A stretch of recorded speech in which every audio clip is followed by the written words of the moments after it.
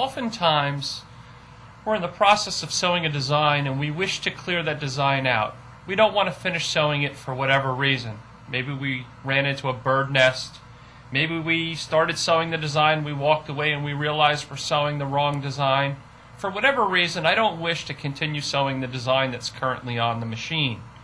You will notice that the run light is lit, okay, which means I'm in the process of sewing a design. So if I were to go into the embroidery call button and press it, you will notice it does not let me into this function. Same thing with a few of the other functions such as settings. Because I'm in the process of sewing a design.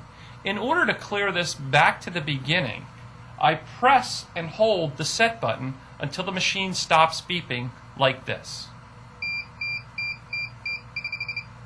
Once it has stopped beeping, I release the set button. The machine continues to move, and it has now been reset back to the beginning of this design. The last step I wish to take is, since I have interrupted the sewing process, the frame did not return back to the center point.